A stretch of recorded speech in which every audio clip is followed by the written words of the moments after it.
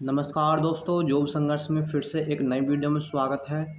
दोस्तों, आज की वीडियो में हम प्रैक्टिस सेट नंबर 5-6 पढ़ने वाले हैं और पिछली वीडियो में हम प्रैक्टिस सेट नंबर 5 तक पढ़ चुके हैं। लिंक डिस्क्रिप्शन में मिल जाएगा, पूरी प्लेलिस्ट का जाके देख सकते हैं। चलिए वीडियो को स्टार्ट करते हैं, लेकिन उससे पहले जो भी नए हैं भाई वीडियो को एक बार लाइक करके चैनल को सब्सक्राइब कर लें। चलिए दोस्तों, पहला प्रश्न है, कांति क्रांति का सही अर्थ है। कांति और क्रांति दो शब्द हैं, इनका सही अर्थ क्या क्या है कमेंट करके बताइए जिसको भी पता है। उलटफेर शांति है, शांति उलटफेर है, चमक उलटफेर है, ये सुधारना और सुंदर है। चलिए जल्दी से कमेंट करके बताइए। तो इसका जो सही आंसर हो जाएगा ऑप्शन नंबर सी हो जाएगा। ऑप्शन नंबर सी इसका सही आंसर हो जाएगा बिल्कुल, चमक और उलटफेर।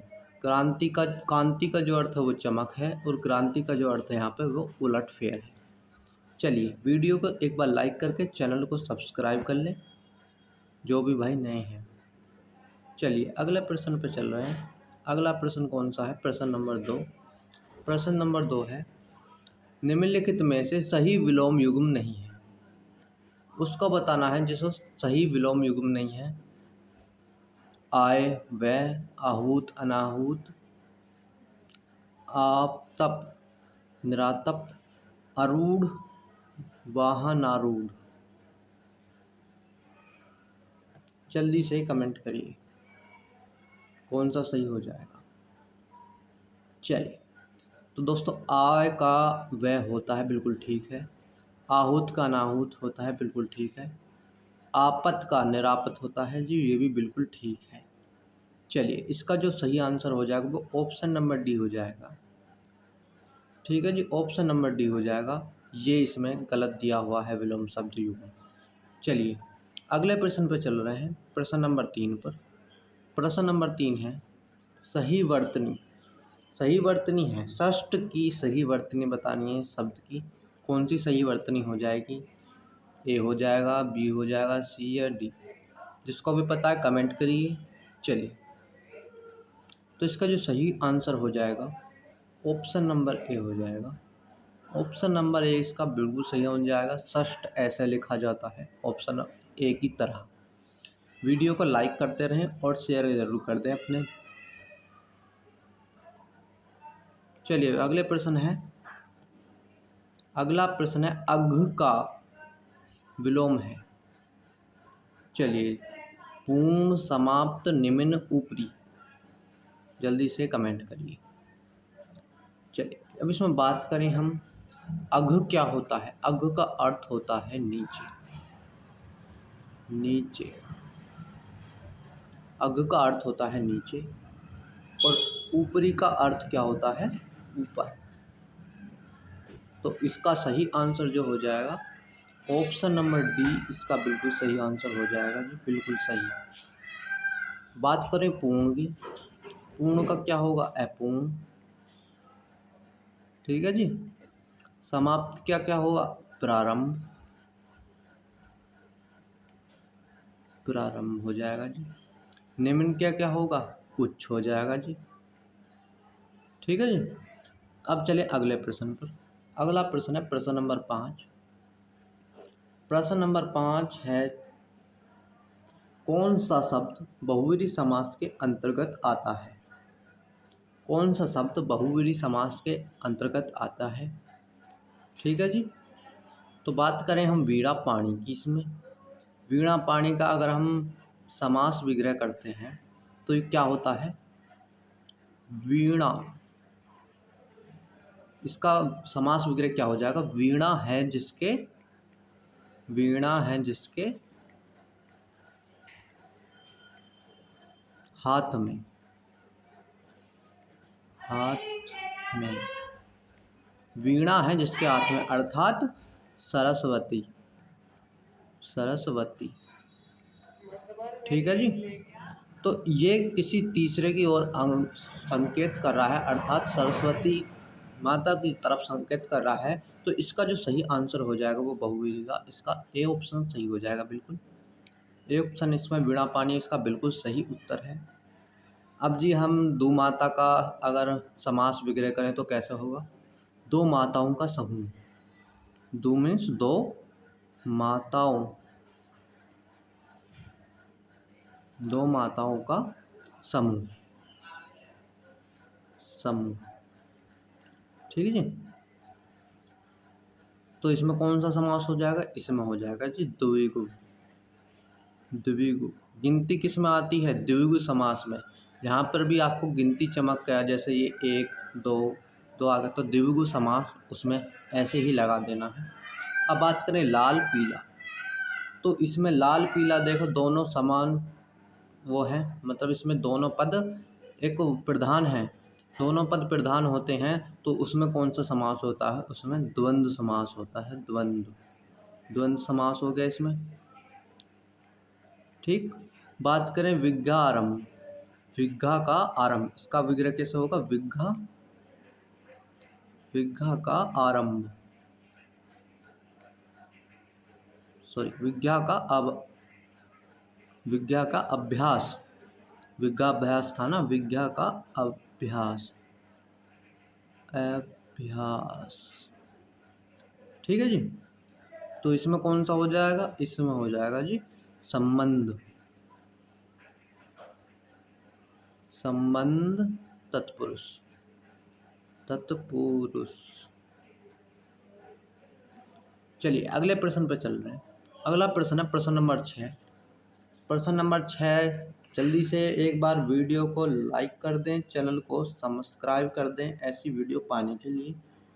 चलिए अगला प्रश्न जो है, निम्न में उपसर्ग सहित शब्द नहीं है।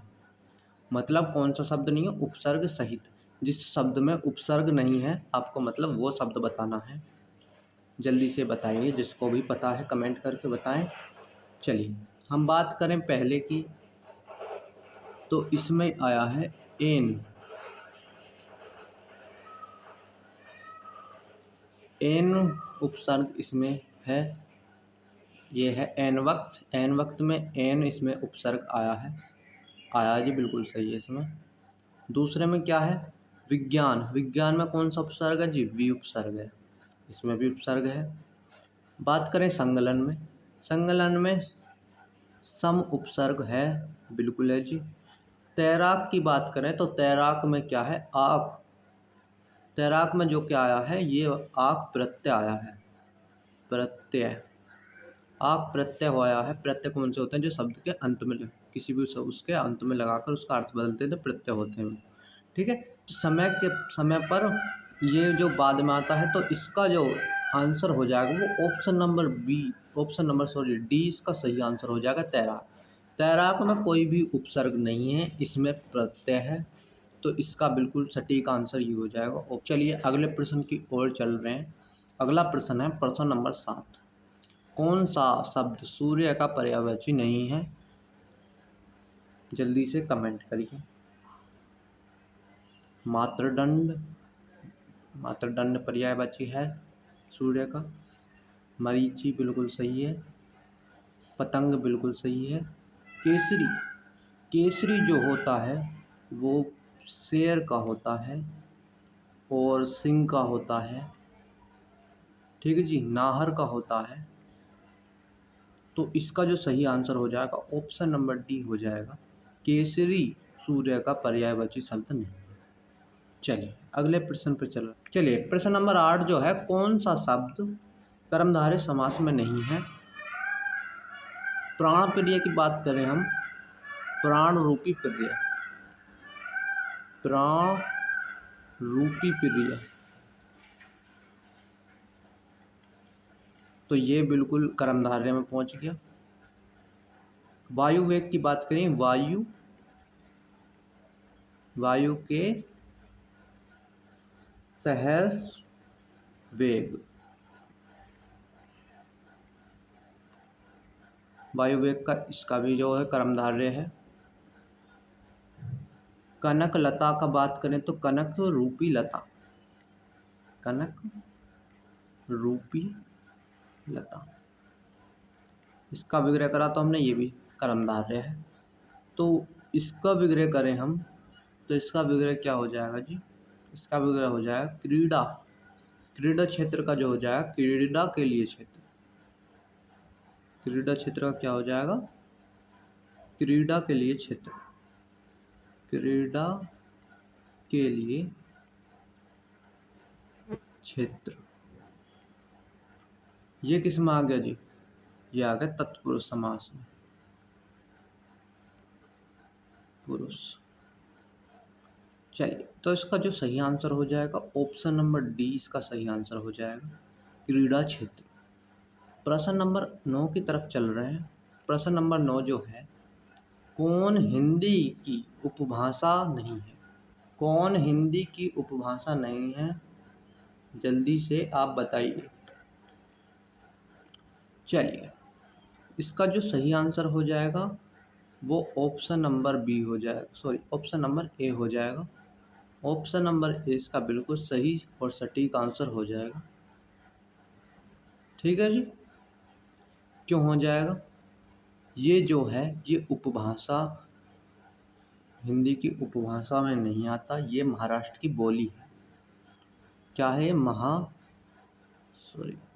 महाराष्ट्र, ये महाराष्ट्र की क्या है? बोली। बात करें हम पश्चिमी हिंदी की, तो इसमें कौन से आते हैं? 5 आते हैं। बात करें पूर्व की, तो इसमें 3 वो आते हैं। और बात करें राजस्थान की, तो इसमें 4 आते हैं। इसमें कौन कौन सी आती हैं जी? इसमें आती है ब्रज, बांगरू, एक कौन सी आती है? कन्नौजी आती है जी, कन्नौजी। और कौन सी आती है जी? बुंदेली आती है, बुंदेली। और कौन सी आती है? एक आती है इसमें कोरवी। हो गई जी 5। दूसरा, पूर्वी हिंदी में कौन सी आती है? पूर्वी हिंदी में आती है अवधी, बघेली, अवधी, बघेली और छत्तीसगढ़ी आती है इसमें, छत्तीसगढ़ी। ठीक जी। राजस्थानी में कौन सी आती हैं जी?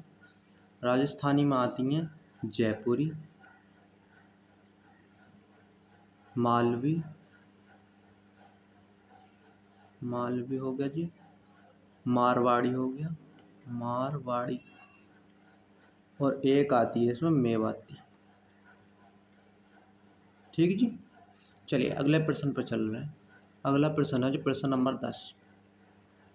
प्रश्न नंबर 10, कौन सा शब्द आँख का पर्यायवाची नहीं है? कौन सा शब्द आँख का पर्यायवाची नहीं है? चलिए, तो चक्षु की बात करें, चक्षु भी आँख का पर्यायवाची होता है, दृग भी आँख का पर्यायवाची होता है, अक्षी भी आँख का पर्यायवाची होता है। तो इसका सही आंसर जो हो जाएगा ऑप्शन नंबर डी, अतुल इसका पर्यायवाची नहीं होता जी। अतुल होता किसका है फिर? अतुल होता है अद्वितीय।